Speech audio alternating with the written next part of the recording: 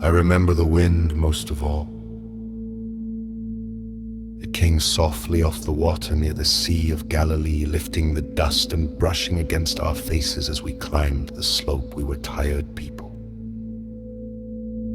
Fishermen with cracked hands, widows with hollow eyes, men bent under taxes and shame, and then he sat down.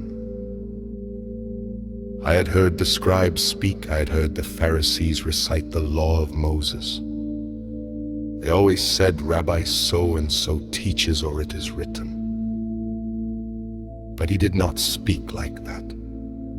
He spoke as if the mountain belonged to him, as if the law had come from his own breath, as if the heart inside my chest was not hidden from him.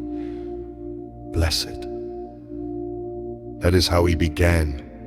Not cursed, not condemned, blessed.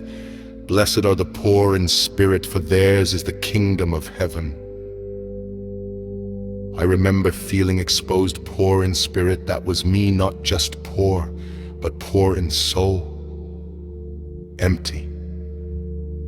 Aware of my sin, aware that I could not lift myself toward God no matter how hard I tried, and instead of rebuking us, he called us blessed. He spoke of the kingdom as though it were already ours. Who speaks like that, unless the kingdom is his to give? Blessed are those who mourn, for they shall be comforted. This was not the fragile hope of a man guessing at God's will, but the certainty of one who commands it. Blessed are the meek.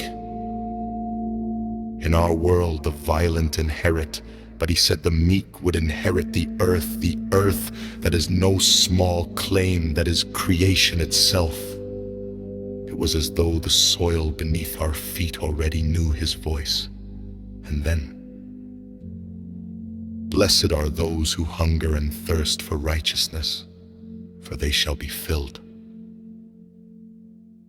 We hungered every day, but he spoke of a deeper hunger, a craving for things to be made right, for sin to be undone, for justice to prevail, like the prophets said.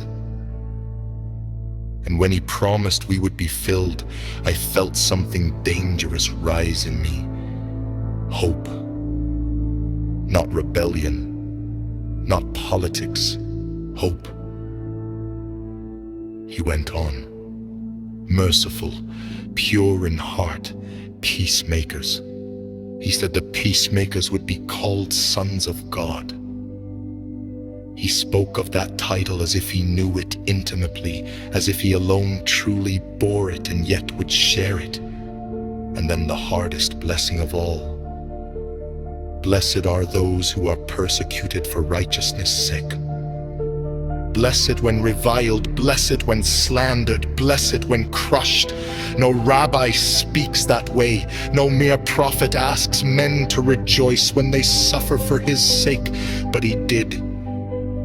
For my sake, he said. For my sake. It struck me then. He was placing himself at the center of righteousness. To suffer for him was to suffer for God. To stand with him was to stand with heaven. And when he said, "You have heard it said, but I say to you," my breath caught. Who corrects the law unless he is its author? Who deepens commandments about murder and adultery into the secret thoughts of the heart unless he sees those thoughts? Who speaks not just of actions, but of anger, of lust, of purity within, unless he judges the soul itself?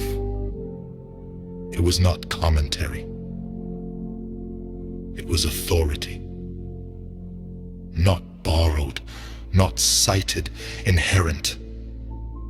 Moses had once climbed a mountain to receive words from God. And now God had climbed a mountain to speak them himself. I cannot explain it fully. There was gentleness in him. Yes, mercy beyond measure. But beneath it, Something vast, ancient, like the voice that must have once said, "Let there be light." When he finished, no one applauded, we just stood there. These were not commands thrown at us like burdens. They were a window into his kingdom. A kingdom upside down from Rome. A kingdom where the broken are heirs, where tears are seeds of joy, where the last are first. And as I walked down that mountain, I knew this. We had not merely heard a teacher.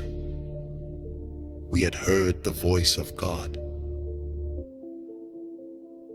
Emmanuel had come to the Israel.